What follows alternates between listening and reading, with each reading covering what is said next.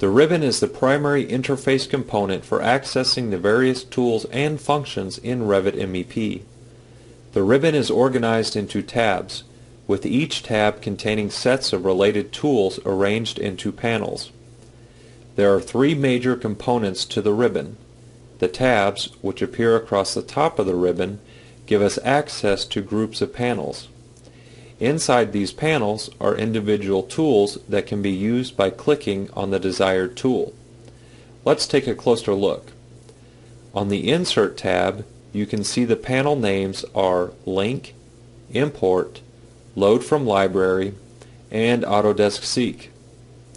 If I click on the Annotate tab, I can see a different set of panels with commands related to annotating views.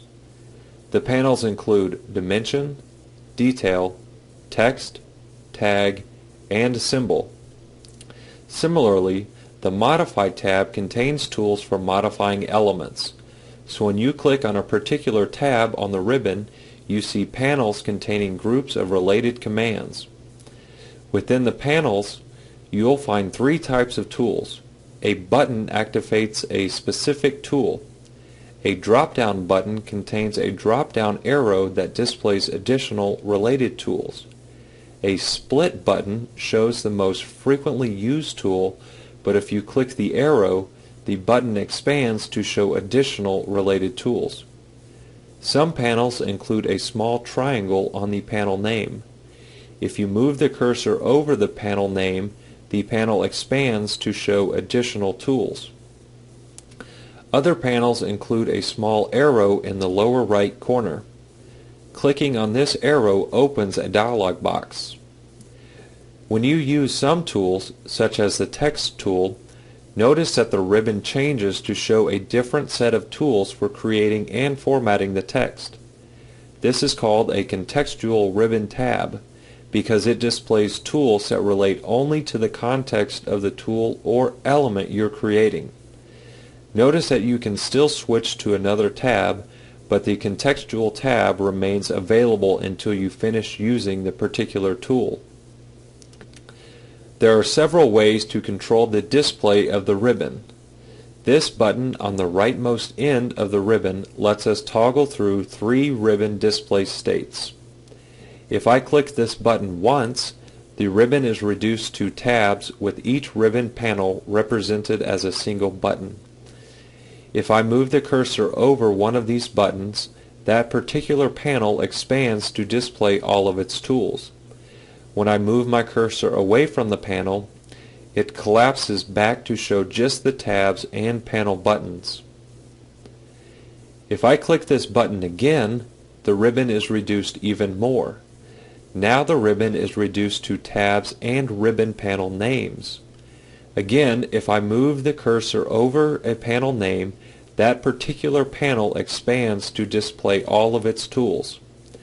When I move the cursor away from the panel, it collapses back to show just the tabs and panel names.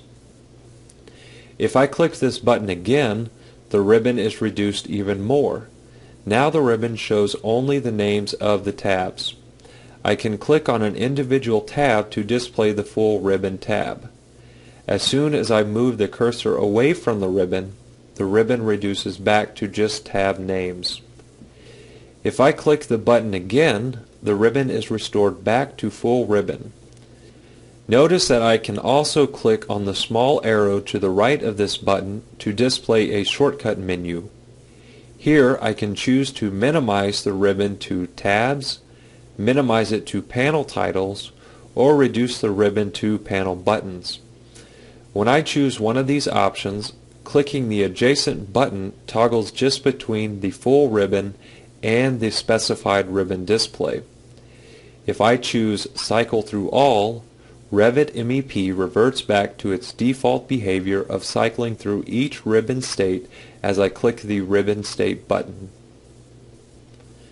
Within any ribbon, you can click and drag a panel to relocate it within the ribbon.